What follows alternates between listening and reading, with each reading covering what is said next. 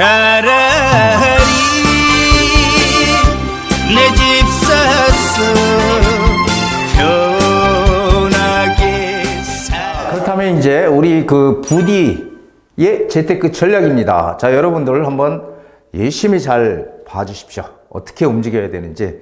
자, 규제 완화는 필연이죠. 제가 서두에 말씀드렸듯이 규제는 지금 완화됩니다. 이게 어느 정도 완화가 되느냐의 문제이지 완화되는 것은 기정사실이다, 이렇게 저는 생각이 됩니다. 그래서 이게 뭐 세금이라든지 대출이라든지 뭐 분양가 상한제, 그 다음에 임대차 3법도 개편한다고 하죠.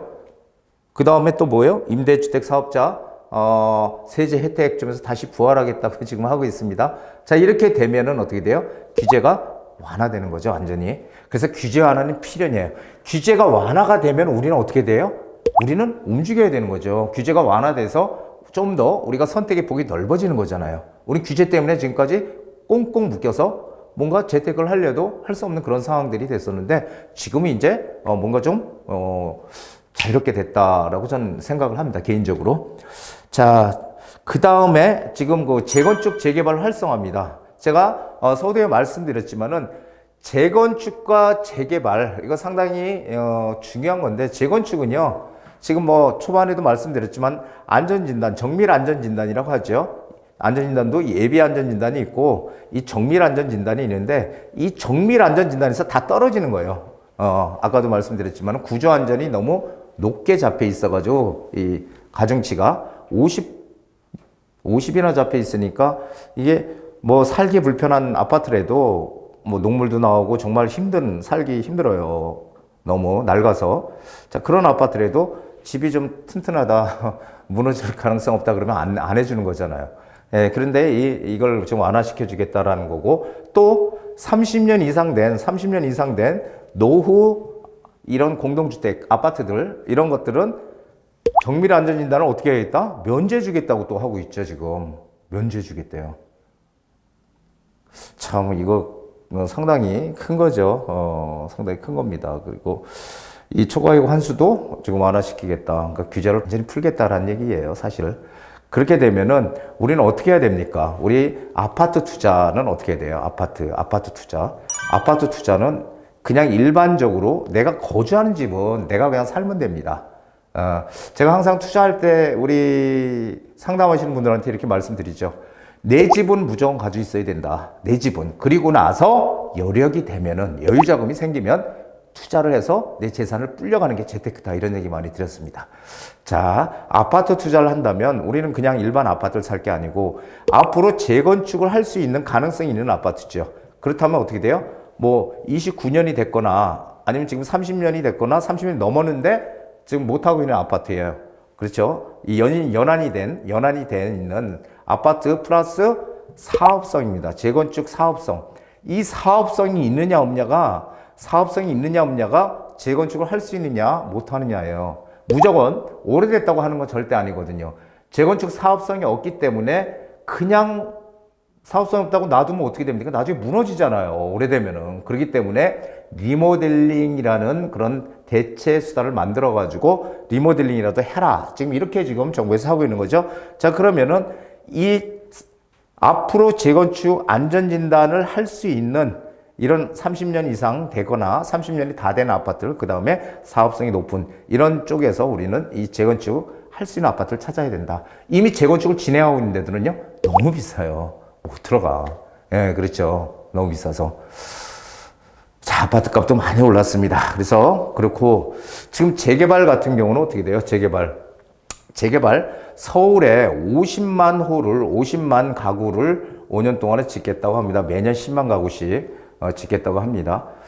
자, 국토연구원에서 본래 얘기했던 서울에 매년 공급돼야 될 공급 물량이 5만 5천 가구라고 했는데, 이거 매년 10만 가구 이상씩 들어와야 된다는 얘기잖아요. 근데 사실 빈 땅이 하나도 없어요. 서울은 뭐 땅값도 비싸지, 빈 땅이 있으면 벌써 건물 졌죠. 그러니까 빈 땅이 없으니까 오로지 할 수 있는 게 낡은 달동네 부숴서 새 아파트 짓는 재개발, 그리고 낡은 아파트 부숴서 새 아파트 짓는 재건축밖에 없거든요. 근데 이 재개발로 어차피 지금 활성화 시켜야 되는데 재건축 재개발이 이 낙후된 동네들이 서울에 지금 무지하게 많아요. 저는 서울에서 태어났지만 서울에 그렇게 낡은 동네가 있는 줄은 부동산 하면서 알았습니다. 정말 서울에 이런 달동네도 있구나. 자, 그래서 이 재개발이 앞으로 노후된 그런 저층 주거지라든지 역세권에 가까이 있는 그런 주거지라든지 이런 데들은 어떻게 된다고요? 다 재개발 가능성이 지금 상당히 커졌습니다. 왜냐하면은 빨리 공급을 해야 되기 때문에 무조건 이렇게 낡은 동네들은 개발을 빨리 할 수밖에 없는 지금 그런 당위성을 가지고 있는 거예요. 그래서 이 재건축 재개발은 필연적으로 활성화가 될 것이다라는 거죠. 그래서 저는 어떻게 생각하냐? 재건축은 내가 여력이 되고 금액이 많으면 어떻게 돼야 된다? 아무데나 사면 안 돼요. 재건축도 아무데나 투자하면 안 되고. 제가 늘 예전부터 말씀드렸지만은 앞으로 시장은 점점 양극화가 커질 것이다 이런 얘기를 드렸습니다. 옛날에는 집을 10채를 사줄 사람 10채 1번 집, 2번 집, 3번 집부터 10번 집까지 10채를 사줄 사람이 있었다면 지금은 그 10채를 다 사줄 사람이 없다는 거예요. 1번 집, 2번 집, 3번 집까지는 사줄 수 있지만 4번 집까지도 사줄 수 있을까요? 나머지 집들은 사줄 사람이 없어. 왜냐하면 인구도 이제는 늘어나지 않고 줄어든대지. 집도 지금은 상당히 많이 공급이 돼 있잖아요. 주택보급률도 높고 그렇기 때문에 이제 앞으로는 점점 양극화가 심해질 거예요. 그러면 재건축할 수 있는 아파트를 사더라도 어디에 사야 된다? 중심 지역에 사야 된다라는 얘기입니다. 결론은 그러면 중심 지역은 너무 비싸잖아요. 살 수만 있으면 사는 게 갑이죠. 그런데 지금 뭐 할 수가 없잖아요. 그런 분들은 재개발 쪽으로 방향을 바꿔야 된다는 얘기입니다. 재개발. 왜? 재개발도 지금 뭐 한남 뉴타운이나 노량진 뉴타운, 뭐 흑성 뉴타운 이렇게 우리가 소위 많이 알려진 데들은 가격이 어마어마하게 비싸요. 그렇죠? 못 들어가요. 우리는 그게 핵심이 아니고 앞으로 지정될 수 있는 곳을 들어가야 된다는 겁니다. 앞으로 지정될 만한 곳. 그런 데들은 투자금이 재건축보다는 훨씬 작게 들어갈 수 있거든요. 자, 그래서 재개발은 뭐 어차피 계속 지정이 될 것이다. 또 서울시장도 매년 25개씩 지정하겠다라고 했죠. 자, 서울시 도시계획 패러다임이 바뀐다. 자, 이번에 이런 것들이 크게 바뀔 것 같아요. 지금 패러다임이 뭐냐면은 지금 뭐 서울시가 예전에 현 오세훈 시장이 과거 시장할 때 2020 계획이라는 걸 만들었어요. 도시기본계획. 도시기본계획은 서울시의 전체적인 그런 어떤 발전 계획들을 만들어 가지고 그래서 계속 지속적으로 해나가는 서울시의 핵심 사업 계획입니다.